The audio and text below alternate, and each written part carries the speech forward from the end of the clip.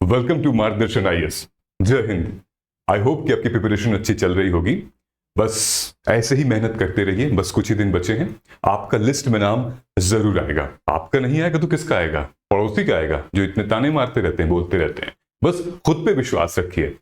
देखिए, आज बहुत बड़ा दिन है और मैं हनुमान जी के मंदिर भी गया था और मार्गदर्शन आईएएस के लिए और आपके फ्यूचर के लिए, इस प्रीलिम्स के लिए पूजा प्रार्थना करके आया हूं कि अगर कोई बच्चा शिद्दत से मेहनत कर रहा है, इस पूरे प्रिपरेशन में दिलो जान लगा रहा है कि उसका सिलेक्शन जरूर हो, वो मेंस जरूर लिखेगा। ठीक है, बस इस सिचुएशन में मैं आपकी थोड़ी सी मदद करने आया हूं। आई नो कि टाइम बहुत कम है। मैं आपको ये मदद करता हूं कि मैं आपको कुछ ट्रिक्स बताता हूं, कुछ हैक्स बताता हूं, ताकि यूपीएससी जो आपको ट्रैप फेंकती है बार बार, उससे आप बच जाएं। ओके, तो ज्यादा नहीं है, only four best tricks which I am going to tell you right now, which I have personally followed and I have helped aspirant to crack at least prelims इस ट्रिक से। ठीक है, ज्यादा नहीं है, 4 हैं, डिटेल में हम लोग देख लेते हैं। These are the probability hacks. ठीक है, नंबर 1, मैं आपको 3 ट्रिक्स ऐसी बताऊंगा जो कि अगर आप पढ़े लिखे हैं, अगर आप रिवीजन करके गए हैं, then you will nail it. मतलब इन ट्रिक से आप क्वेश्चन सॉल्व कर सकते हो। एक ट्रिक आपको लास्ट में ऐसी बताऊंगा जो कि आपने कुछ भी नहीं पढ़ा है, जीरो, कुछ भी नहीं पढ़ा है, और लास्ट में 5 मिनट आपके पास बाकी हैं, तो आप लगा सकते हो वो ट्रिक। ठीक है, तो डिटेल में हम लोग डिस्कस करेंगे।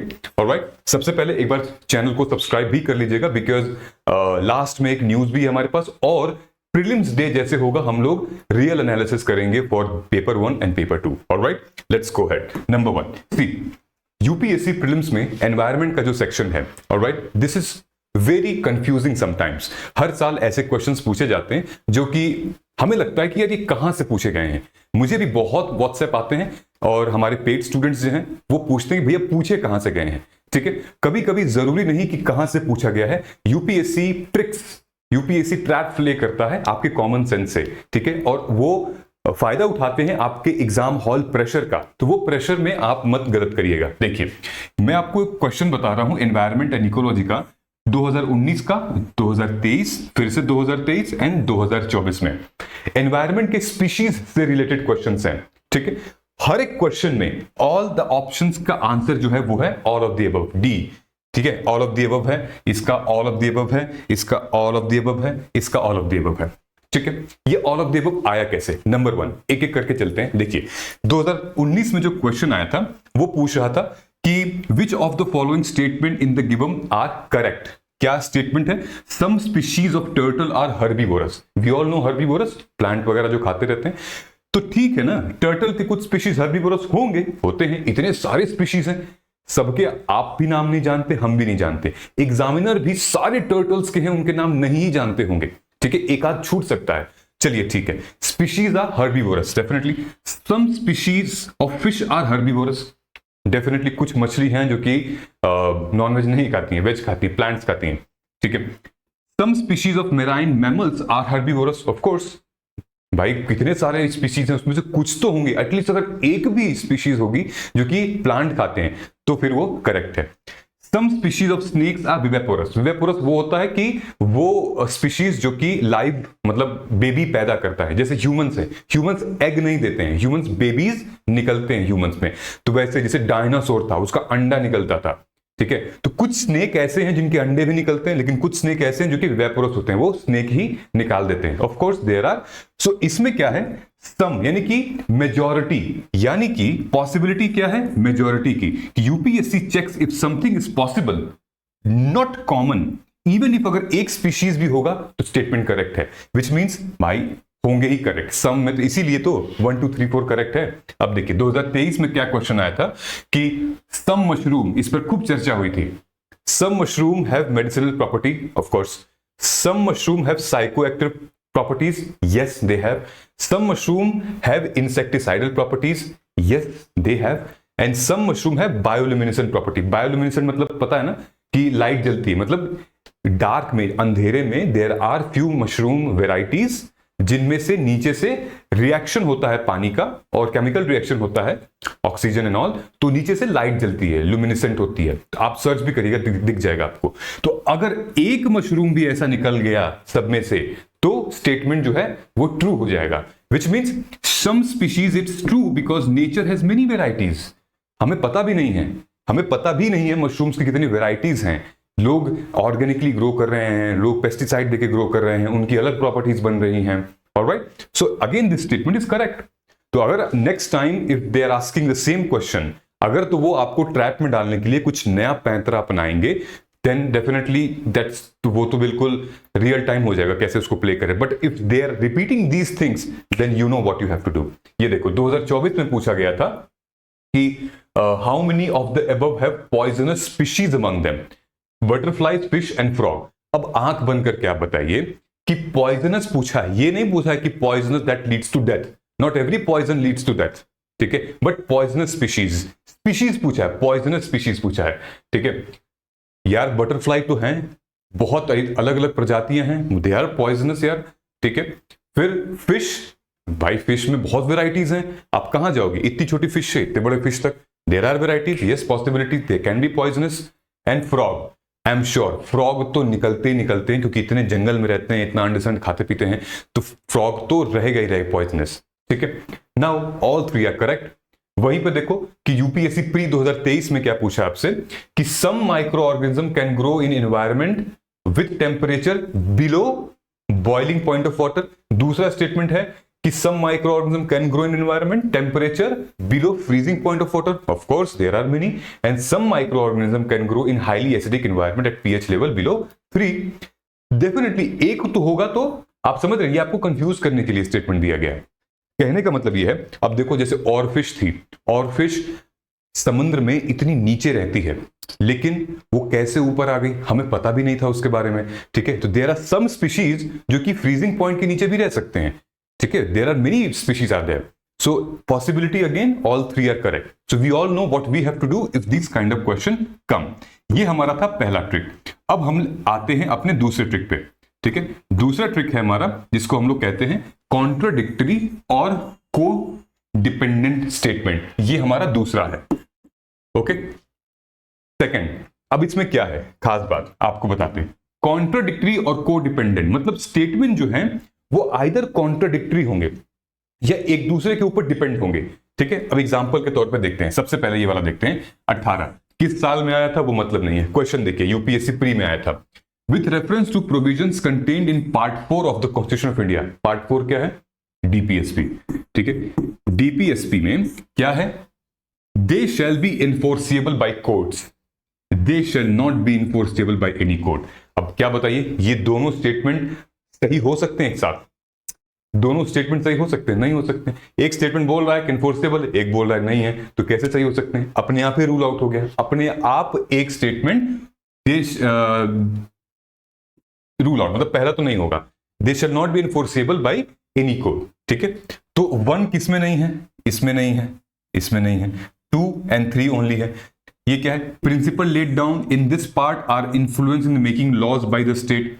डीपीएसपी अगर थोड़ा सा भी आपने पढ़ा होगा तो आपको पता होगा कि ये स्टेट यानी कि सोशो इकोनॉमिक फ्रीडम देता है हमें, और राज्य जो है सबसे ज्यादा इसी पर कानून बनाने की कोशिश करते हैं क्योंकि ये कल्याणकारी होता है, वेलफेयर ऑफ द स्टेट होता है, ठीक है। तो 2-3 आप कह सकते हैं कि भाई 2-3 इसका आंसर है। अगर आपने तो मेन चीज तो आपने एलिमिनेट कर ही दी ना, राइट। सो समझ में आ गया ना, ये दो कॉन्ट्राडिक्टरी थे। अब देखो विथ रेफरेंस टू रिट्स, जो आर्टिकल 32 में बात करता है, writs issued by the courts in India, consider the following statement. ये मैंडेमस के बारे में, ये मैंडेमस के बारे में, ठीक है। ये को वारंटो के बारे में है। तो इसके लिए हमें नॉलेज चाहिए। मैंने शुरू में ही बोला था, any public minded person can be petitioner to move the court to obtain writ of quo warranto. कोई भी any public minded person can move to petitioner for quo warranto which is a right statement in it, ठीक है। ये सही था, लेकिन अब mandamus इन दोनों में है, ठीक है। आइए देखते हैं पहली लाइन क्या बोल रही है। Mandamus will not lie against a private organisation. अभी यहीं तक पढ़ते हैं। Private organisation can be a company as well, right. Mandamus will not lie against the company, ये भी है। दोनों पहले जो रूल कर रहा है वो एक दूसरे से कोडिपेंडेंट है, ठीक है। एक कॉन्ट्राडिक्टरी था, एक कोडिपेंडेंट है। अब आगे पढ़ेंगे तो हमें पिक्चर क्लियर होगी कि पहला स्टेटमेंट था मैंडेमस प्राइवेट ऑर्गेनाइजेशन पे लाई नहीं करेगा unless it is interested with a public duty. ठीक है। अगर प्राइवेट ऑर्गेनाइजेशन भी पब्लिक ड्यूटी कर रही है एजुकेशन में, जैसे मान लीजिए कि हम पढ़ा रहे हैं प्राइवेट ऑर्गेनाइजेशन, लेकिन पब्लिक ड्यूटी है एक तरीके से, ठीक है, या फिर there are many things, services वगैरह हो गए, अगर वो पब्लिक ड्यूटी कर रही है तो उसके अगेंस्ट में मैंडेमस लाई किया जा सकता है। ठीक है, ये क्या कह रही है, mandamus will not lie against a company even though it may be a government company. ठीक है, स्टेटमेंट 2 जो है आप देख रहे हो कि अपने आप ही एक तो इतना बड़ा मतलब गवर्नमेंट कंपनी के बारे में बता दिया कि मैंडेमस उनके लिए नहीं लागू हो सकता है, उन कंपनी इवन दो वो गवर्नमेंट कंपनी भी हो। तो भाई मेंशन क्यों की हो मैंडेमस उसमें हटा देना चाहिए ना, गवर्नमेंट कंपनी के लिए आप मैंडेमस नहीं। तो ये लॉजिक भी हम यूज कर सकते हैं, कॉन्ट्राडिक्टरी भी है। तो अगेन यहां पर जो हमारा सही स्टेटमेंट है 1 और 3 है, सी इज द राइट आंसर। अब देखिए इसी तरीके से पिछले 2015, 14, 12 लगभग 5 एग्जांपल्स मैं आपको देने वाला हूं, ध्यान से सुनना। सबसे पहले आते हैं, करते हैं नीचे से ऊपर से चलते हैं। 2017 में पॉलिटी के सब्जेक्ट से क्वेश्चन आया था, डीपीएसपी एंड फंडामेंटल राइट, जो कि अभी अभी हमने टेस्ट किया है। क्या कि DPSPs are not enforceable by court and DPSPs can override fundamental rights. ठीक है, तो डीपीएसपी नॉन एनफोर्सेबल, ठीक है, now how can they override legally enforceable fundamental right. सही बात है ना कि भाई जब वो ये आपका non enforceable in court of law है तो कैसे ये ओवरराइड कर सकता है फंडामेंटल राइट्स को। ठीक है, अगेन इट्स लॉजिकली कॉन्ट्राडिक्टरी है। दूसरा, कभी कभी कुछ केसेस बन जाते हैं, आई मीन आर्टिकल 39 वगैरह में केसेस कुछ बन जाते हैं, बट अगेन ओवरराइड नहीं करेगा। ठीक है, ये देखिए दूसरा स्टेटमेंट क्या है, 2013 पॉलिटी का, supreme court president, supreme court is bound by it's earlier decisions. दूसरा स्टेटमेंट क्या है, supreme court is not bound by it's earlier decisions. दोनों स्टेटमेंट एक साथ सही नहीं हो सकते, आइदर और दैट। सिमिलर है इसमें, both can not be true eight same time. This is a direct contradiction unless कि भाई कुछ बात यहां पर की जाए, कोई एडिशनल कॉन्स्टिट्यूशनल बेंच वगैरह की। देखिए 2012 में एक क्वेश्चन आया था इकोनॉमी से, माइक्रो फाइनेंस इंस्टीट्यूशन। ठीक है, माइक्रो फाइनेंस इंस्टीट्यूशन जो कि रिस्पॉन्सिबल था कि to lend loans to small group of people and then special help groups and all. तो क्वेश्चन क्या दिया है, ध्यान से देखिएगा कि micro finance institution can land only to एसएचजीज, only to एसएचजीज। दूसरा स्टेटमेंट क्या है, micro finance institution can lend to individual. और ये दो स्टेटमेंट एक साथ सही नहीं हो सकते। अगर ये होगा कि ओनली टू इंडिविजुअल्स सही आपने कर दिया तो फिर दूसरा वाला गलत हो जाएगा। भाई MFI can lend to individual है, इसमें आपने कैसे ओनली बोल दिया। ठीक है, अगर आपने दूसरा सही कर दिया MFI can lend to individuals, तो फिर यहां पर ऊपर वाला जो स्टेटमेंट है यहां पर ओनली दिया था, वो कैसे होगा। तो दोनों स्टेटमेंट जो है वो मतलब दोनों में से कोई एक करेक्ट होगा, ठीक है, या दोनों, both can not be true, ये पॉसिबिलिटी है। Either MFI are restricted to SHGs or they can lend to individuals. ठीक है, अगर यहां पे होता कि MFI can lend to SHGs, MFI can lend to individuals तो सोचा जा सकता था। ठीक है, लेकिन ओनली लगा दिया है तो फिर इन दोनों कॉन्ट्रडिक्ट हो गए हैं। 2014 में क्वेश्चन आया था पॉलिटी से गवर्नर के रोल पे। Governor is a part of state legislature. ठीक है, statement 1, governor has no role in legislative process. दोनों स्टेटमेंट एक साथ सही नहीं होंगे। And yes, governor is part of state legislature. ठीक है, तो वो आर्टिकल 168 के तहत ये बात होती है, कॉन्ट्रडिक्ट कर रहा है ये, तो अपने आप ये गलत है। ठीक, 2015 में लास्ट एनवायरमेंट में वेटलैंड पे क्वेश्चन आया था कि wetland helps flood control. Of course मतलब लॉजिकली देखा जाए तो कहीं पे एक वेटलैंड जैसा एरिया है, ठीक है, और इधर से फ्लड आ रहा है खूब, तो वेटलैंड हैज दैट प्रॉपर्टी कि कुछ टाइम तक वो फ्लड जो पानी आ रहा है, बहाव आ रहा है, उसकी स्पीड को कम कर देता है और फ्लो को धीरित कर देता है। ठीक है, क्योंकि जो स्पॉन्जी पना होता है उसका और रोक देता है थोड़ा सा। ठीक है, ये करता है, which is the statement is true.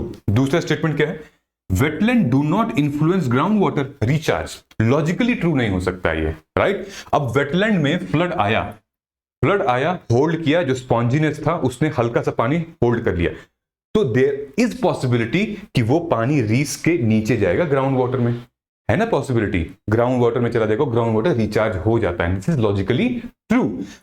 तो यहां पर ये दोनों स्टेटमेंट जो है एक दूसरे से कॉन्ट्रडिक्ट कर रहे हैं, तो दूसरा वाला जो है वो नहीं होगा, सही, गलत होगा, ठीक है। सो साइंटिफिकली करेक्ट नहीं है, इसके लिए हमें पढ़ा लिखा होना जरूरी है, तो ही हम एलिमिनेट कर पाएंगे, ठीक है। These are the logics what we have used now. अब तीसरा हमारा आता है जो ट्रिक है #3 which is constitution of India defines, mention and provides. तो व्हेन ये मैं आज बात बता रहा हूं आप लोगों को, लेकिन ये ऑलरेडी मैं बता चुका हूं अपने जो PYQ अस्त्रा, जो हमारा प्रीवियस PYQs अस्त्रा जो प्रीलिम्स का रिकॉर्डेड वीडियो था और 10 साल की PYQ एनालिसिस जो मैंने की थी, उसमें ऑलरेडी ये बता चुका हूं मैं। अब बच्चे फॉलो करें नहीं करें मुझे, अब वो तो इतनी सारे वीडियोस देखते हैं, लेकिन वही ना कि सही सोर्स कौन है, सही किसको देखें, किसको बात करें, है ना। तो ये ऑलरेडी मैंने बता रखा था। देखिए, constitution of India defines, mention and provide. अक्सर ऐसा होता है कि कंफ्यूज कर दिया जाता है, जैसे बच्चे जो है, मतलब आप कॉन्स्टिट्यूशन एक बहुत ही ज्यादा वैल्यूएबल और इंपॉर्टेंट रूल बुक है, डॉक्यूमेंट है इंडिया का, और इतना बड़ा है कि हम लोग तो पढ़ते नहीं है, मतलब हम लोग तो डिटेल में एक एक चीज तो पढ़ेंगे नहीं, राइट। बट उसी चीज का एडवांटेज जो है सुप्रीम कोर्ट UPSC लेती है। क्या है, देखिए, कॉन्स्टिट्यूशन 2021, 17, 20 और 19 में बार बार इन्होंने कहा है अपने स्टेटमेंट में, क्या, कि constitution of India provides for the recognition of political parties. अभी रुकिए, यहां से हम लोग देखते हैं, ये क्वेश्चन है हमारे प्री का, ठीक है, ये प्री का 2 क्वेश्चन है, यहीं पे सॉल्व कर लिया जाता है।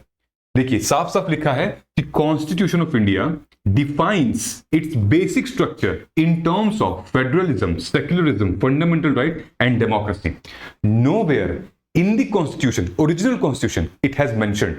Yes, in the judicial interpretation, it has mentioned in various cases or by Supreme Court. जैसे Kesavananda and Bharati case, Minerva Mills हो गया, Maneka Gandhi versus Union of India, SR Bommai versus Union of India case हो गया, ठीक है। कई सारे रिसेंट में जो केसेस हुए हैं उसमें भी हो गया, बेसिक स्ट्रक्चर है, ठीक है। लेकिन कहीं भी कॉन्स्टिट्यूशन के अंदर 1950 के जब कॉन्स्टिट्यूशन हमारा बन रहा था उसमें कहीं मेंशन नहीं किया गया था ये चीजें। दूसरा, constitution of India provides for the judicial review to safeguard the citizens liberty and to preserve the ideals of which the constitution is based. Again, constitution, the original constitution has never provided the word judicial review. This has come under the articles where the Supreme Court has defined, जैसे article 13 हो गया, ठीक है, article 13 में जिक्र होता है judicial review का, ठीक है। तो ये दोनों स्टेटमेंट गलत है, नीदर 1 nor 2। अब आइए यहां पे, सबसे पहले अगर आपको मान लीजिए ट्रिक पता है तो आप स्टेटमेंट देखें, आपकी नजर गई यहां पे सेकंड स्टेटमेंट में, क्या है, constitution of India defines and gives detail of, क्या है, incapacity, misbehavior of the judge of the Supreme Court of India. Nowhere it has mentioned incapacity, misbehavior, ऐसे करके कहीं पे भी कॉन्स्टिट्यूशन में मेंशन नहीं किया गया है, ठीक है। दूसरा, मतलब पहला और दूसरा स्टेटमेंट रॉन्ग है, तीसरा और चौथा सही है। यहां पर मैं सही गलत खेलने नहीं आए, यहां पर हम लोग ट्रिक देखने आए हैं कि कौन सी ट्रिक से आप एलिमिनेट कर सकते हो एटलीस्ट एक ऑप्शन। 2 को एलिमिनेट कर दिया, ये एलिमिनेट हो गया, बाकी के आपका बचा ये, ठीक है। और वैसे भी 2 जो है सिर्फ एक ही ऑप्शन में था, बाकी ये देख रहे हैं, बाकी आपका 2, 3, 1, 3, 4 और 1, 3, 4 एक ही ऑप्शन में है, 3, 4 जो है वो मैक्सिमम ऑप्शन में आपका बच रहा है, ठीक है। विच मीन्स कि डिटेल ऑफ द जज of the impeachment supreme Court of India are given in the जजेस इंक्वायरी एक्ट। पहला ये था कि मोशन टू इंपीच अ जज of the Supreme Court of India cannot be rejected by the Speaker of Lok Sabha, इतना rule. ध्यान से अगर देखोगे, अगर फिर से क्वेश्चन को, तो पहला स्टेटमेंट को आप रूल आउट ऐसे कर सकते हो कि यहां पर भी बात की गई है कि Supreme Court of India are given in the जजेस इंक्वायरी एक्ट, और जानबूझकर, पता नहीं क्यों ये स्टेटमेंट दिया है, लेकिन जानबूझकर फिर से यहां कहा कि rejected by the speaker and Lok Sabha as per the जजेस इंक्वायरी एक्ट। ये तीनों स्टेटमेंट, ये दोनों स्टेटमेंट अपने सही हैं, इसको जानबूझ के यहां दिया आपको कंफ्यूज करने के लिए, ठीक है। There is nothing as such, और स्पीकर मतलब कर सकते हैं वैसा, ठीक है। ये 2 आपको पता चल गया। अब आइए हम लोग यहां पर आते हैं, 2019 में क्वेश्चन आता है constitutional representation of peoples act से कॉन्स्टिट्यूशनल प्रोविजन के, the constitution of India provide the recognition of political parties, sorry, no constitution हमारा रिकॉग्निशन नहीं करता है, रिकॉग्निशन ऑफ पार्टीज अंडर 1951 में था, आरपीए में है, कॉन्स्टिट्यूशन में नहीं है। ओके, फिर ऑफिस ऑफ प्रॉफिट 2020 में आता है, डिस्क्वालिफिकेशन अंडर आर्टिकल 102 एंड 191 कि constitution defines office of profit, false again, constitution mention the term but not defines it, जो जुडिशियल इंटरप्रिटेशन पे है, जैसे कि अपना बेसिक स्ट्रक्चर है। पॉलिटिकल जस्टिस 2020 में प्रियम्बल से था कि political justice is defined in the constitution, no, कोई भी बच्चा जो जिसका थोड़ा सा यार वीक है, नहीं समझ में आ रहा है, वो तो डर जाएगा कि हाँ भैया ये तो डिफाइन किया गया है ना, false, the term appears to be preamble but it is not defined anywhere in the constitution. Cabinet 17 में, एग्जीक्यूटिव से क्वेश्चन आया था, cabinet is defined in the constitution. आप पैटर्न देख रहे हो, पैटर्न देखिए, ठीक है, क्रोनोलॉजी समझिए and then you will be able to do it. There is no 100% guarantee, but if nothing comes out of the way, then you have to use this trick. The term is the only mentioned in Article 352 of the Cabinet, not defined elsewhere. Judicial review 2021, fundamental right और constitution से related judicial review is provided for in the constitution, जो कि अभी हमने पढ़ा है, तो misleading है, वो सिर्फ आर्टिकल 13, आर्टिकल 32 और 226 आर्टिकल में दिया हुआ है, कहीं पर भी एक्सप्लिसिटली जुडिशियल रिव्यू का डॉक्ट्रिन जो है वो मेंशन नहीं किया गया है, ठीक है। So these are the thing. Now last but not the least, ये please don't try this initially, क्योंकि ये वो सेगमेंट है, ये वो एनालिसिस है कि कुछ नहीं आता है तो हम कर सकते हैं, मतलब कुछ भी नहीं आता, कुछ भी नहीं आता आपको तो आप रिस्क ले सकते हैं, ठीक है। वो कहते हैं ना कि मरता क्या ना करता, तो वो वाली चीज है, तो रिस्क ले सकते हैं आप इसमें, ठीक है। और ट्राई की गई है, मतलब ये चीज मतलब मैंने तो नहीं ट्राई की थी, लेकिन few of my friend and one of the mentor जो कि हमारे साथ मार्गदर्शन आईएएस में, शी ट्राइड इट, ठीक है, और हुआ है, करेक्ट हुआ है, बट अगेन उन्होंने मुझसे बताया कि सर ऐसे ही करके, मतलब this is not to teach somebody, but हाँ लास्ट मोमेंट पे कि मतलब हो जाए तो उस तरीके का है। यार देखो, जब भी ना तुक्के से कोई क्वेश्चन सही होता था ना एग्जाम में, बड़ी खुशी होती थी, ठीक है।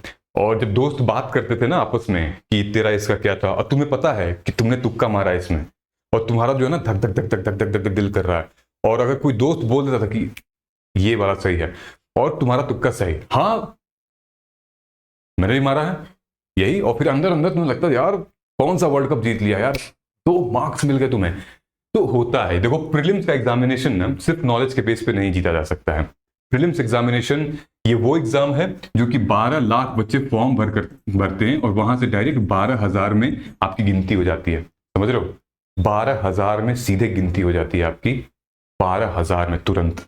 चलो, UPSC often gives options like, जैसे कि स्टेटमेंट वाले ऑप्शन होते हैं कि statement 1 and 2 are correct, statement 2 and 3 are correct, statement 1 and 3 are correct, statement 1, 2, 3 are correct. अभी हम लोग एग्जांपल देख लेंगे, ठीक है। बिना क्वेश्चन को पढ़े हम सिर्फ ऑप्शन देखेंगे, जिस ऑप्शन में जिस स्टेटमेंट की प्रोबेबिलिटी सबसे ज्यादा है वो स्टेटमेंट करेक्ट होने की प्रोबेबिलिटी सबसे ज्यादा है। कहने का मतलब ये है कि जैसे मान लेते हैं कि आप कहोगे भैया क्या क्या बताते रहते हो आप, देखो स्टेटमेंट 1 एक बार अपीयर हुआ, 2 बार अपीयर हुआ, 3 बार अपीयर हुआ, 75% चांसेस इसके बन रहे हैं। स्टेटमेंट 2 एक बार, 2 बार, 50% चांसेस बन रहे हैं। स्टेटमेंट 3 नहीं 2 बार, ये भी है, 75% चांसेस बन रहे हैं। स्टेटमेंट 3 एक बार, 2 बार, 3 बार, ये भी 3 बार अपीयर हुआ है। तो उस क्वेश्चन का 1, 2 और 3 तीनों ऑप्शन सही हैं। उस क्वेश्चन के 1, 2, 3 तीनों ऑप्शन सही होंगे, ठीक है। स्टेटमेंट अपीयरिंग 75% और मोर मोस्ट लाइकली करेक्ट होते हैं। Statement appearing 50% option less likely but still possible है। स्टेटमेंट अपीयरिंग इन 25% और लेस ऑप्शन यूजुअली इनकरेक्ट। अब इसको हम लोग ट्राई कर लेते हैं, ठीक है। ये देखिए, ये आपके पॉलिटी का ही क्वेश्चन है दोनों, ठीक है। हम लोग क्वेश्चन पर नहीं जाएंगे, क्या क्वेश्चन है, ठीक है। 1, 2, 3, 4 है, ठीक है। 1, 1, 1 75% प्रोबेबिलिटी, ठीक है, 2 2 50% प्रोबेबिलिटी, ठीक है, फिर उसके बाद 3 3, ठीक है, ये भी 50% प्रोबेबिलिटी है, और 4 एक में है, इसका 25% है, ठीक है। तो क्या था कि 50% या उसके अबव, दैट्स प्रोबेबिलिटी वो करेक्ट हो। तो 75% 1 जो 3 बार आया है, 1 2 3, ठीक है, 2 3 बार 1 2 3 75%, और 3 जो है 1 2 3, ये भी 3 बार आया है। तो सबसे ज्यादा प्रोबेबिलिटी किसकी है? 1 2 3 की, यानी कि 1 2 3 स्टेटमेंट जो है वो ऑप्शंस में आपके 3 बार आए हैं। 75% of the options has 1 2 3, which means this is correct. और जब आप पढ़ोगे इसको तो एक्चुअली में ये स्टेटमेंट रॉन्ग है, और the answer is 1 2 and 3। देखो, amendment to the money bill suggested by the Rajya Sabha have to be accepted by the Lok Sabha। Money bill pay कभी भी राज्यसभा अमेंडमेंट नहीं कर सकती है, अपना सजेशन दे सकती है, ठीक है। मनी बिल पे अगर ऑर्डिनरी बिल होगा तो राज्यसभा कर सकती है, but not money bill which is related to article 110। Did you get it? Right answer. अब आते हैं इस पे। As per Article 368 of the Constitution of India, the Parliament may amend any provision of the Constitution by way। Question नहीं देखते, answer सबसे पहले options देखते हैं, ठीक है। 1 और 2, 1 and 2, ठीक है, 50%, 2 2 2 2, ये तो भाई मतलब 100%, मतलब 1 2 हर ऑप्शन में 2 है, ठीक है। 3 1 2 2 में 2 है, ठीक है, यानी कि 50% और 70% ऊपर है, 50% से ऊपर है, एंड 75 पर 100% इसमें तो है। Then most probably 1 2 3 is the answer. तो प्रोबेबिलिटी ये है कि 50% और 75%, 50% के ऊपर अगर जो प्रोबेबिलिटी बन रही है वो करेक्ट की बन रही है। इस तरीके से अपना आंसर सॉल्व कर सकते हैं, लेकिन जरूरी नहीं कि सब में हो जाएगा, ठीक है। अब जैसे इस वाले केस में अगर हम लोग देखते हैं, ये तो नीदर वाला केस है, ये वाले केस में अगर हम लोग देखते हैं, लेट्स ट्राई, ठीक है, इस वाले केस में कि 1 1 50%, ठीक है, 2 ओनली 25%, ठीक है, 3 1 2 3 में जो पॉसिबिलिटी है वो है 75% की, और 4 जो है वो 25% की है, ठीक है। उस हिसाब से होना चाहिए था इसका 1 एंड 75%, 3 की है 1 and 3, ठीक है। तो आपका गलत हो जाता, ठीक है। क्या है आपका? ये तो 3 और 4 सही आंसर है। तो कहने का मतलब ये है कि आपको हर क्वेश्चन में नहीं, लेकिन जब जिसमें नहीं पता हो, एकदम नहीं पता हो कि हम लगाना तो कर सकते हैं। साइंस एंड टेक के जो कुछ पार्ट होते हैं ना हमारे साइंस एंड टेक के, वो आप थोड़ा बहुत किया जा सकता है। फॉर एग्जांपल स्पेसिफिकली जो टेक का पार्ट है, जहां पे कुछ आईटी रिलेटेड बातें होती हैं, ठीक है। आईटी रिलेटेड मतलब कि जैसे हमारा हो गया सैस क्या होता है, ठीक है, वेब 3.0 क्या है। तो इसमें एक्चुअली क्या होता है ना कि उसमें आप देखोगे ऑल ऑफ द अबव, या फिर जनरली उसमें होता ही सही है।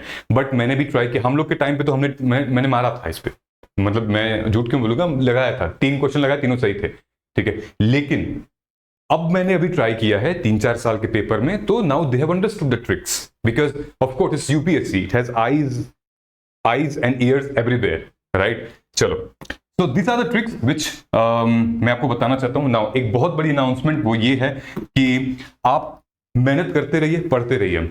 हम भी अपनी मेहनत कर रहे हैं, हमारी टीम भी मेहनत कर रही है, और 26 तारीख को हम लोग पीवाईक्यू अस्त्रा मेंस लॉन्च कर रहे हैं, बिकॉज पीवाईक्यू अस्त्रा प्रीलिम्स का सक्सेस के बाद बच्चों ने बहुत तारीफ की, बहुत सपोर्ट किया, कुछ फीडबैक्स भी थे, हमने उन पे काम किया। और mains is the real game changer in this preparation. अगर तुम चाहते हो कि तुम्हारी नॉलेज जो है वो एकदम फ्लोर पे आए, मतलब तुम जितने भी पढ़े लिखी हो उतना लिख के आओ, ठीक है। तो असली नॉलेज की जो गेम है वो मेंस है, and we all know that mains के मार्क्स मेरिट में जाते हैं। Mains is the real game. मैंने क्या किया है, पूरी मेंस की जितने भी जीएस के पेपर हैं सबके पीवाईक्यूज के रिकॉर्डेड वीडियोस बना रखे हैं, 4 लेवल के। इतनी जबरदस्त पीवाईक्यू की एनालिसिस हमने कर रखी है, जो कि आपको बस आप मेहनत करिए, देखिए आपको एग्जामिनर का माइंडसेट पता चल जाएगा। और प्री से भी ज्यादा मेंस में टॉपिक्स, थीम्स और क्वेश्चंस रिपीट होते हैं, and I am telling you कि आप 500 प्लस जरूर लेकर आ सकती हो, अगर if you watch this video, एक बार देख लो, उसके बाद चले जाना। So this we are going to launch on 26th of May, और वो डिसाइडिंग फैक्टर होगा जिसमें कि आपके इंक्लूड होंगे high quality 20 videos. Every subject has one video, few additional videos, toppers के आंसर कॉपी की एनालिसिस वगैरह हमने की हुई है। ऐसे का कवरेज है इसमें, ऑल ई बुक्स आपको मिलेंगी, और मोबाइल ऐप में ये सारे क्लासेस रहेंगे। आप ऐप को नीचे डाउनलोड कर लीजिएगा। मेंस के पावर नोट्स हैं, हमारे जैसे रिवीजन प्री के नोट्स निकले थे वैसे ही मेंस के नोट्स भी हैं, एंड देन टॉपर्स की कॉपी के एनालिसिस है। 4 लेवल फ्रेमवर्क है, लेवल 1, लेवल 2, लेवल 3, लेवल 4, जिसमें आपको एक एक क्वेश्चंस की इन डेप्थ एनालिसिस और intro, body, conclusion, data point, example, substantiation, everything has been mentioned. So wait and watch till the time. आप अपनी मेहनत करिए प्री की, मेंस में हम लोग मेहनत कर रहे हैं। 26 तारीख को हम लोग आपसे मिलते हैं, तब तक all the very best, and I am proud of you कि आप इस एग्जाम में बैठने जा रही हैं। All the very best, you will definitely win. जय हिंद।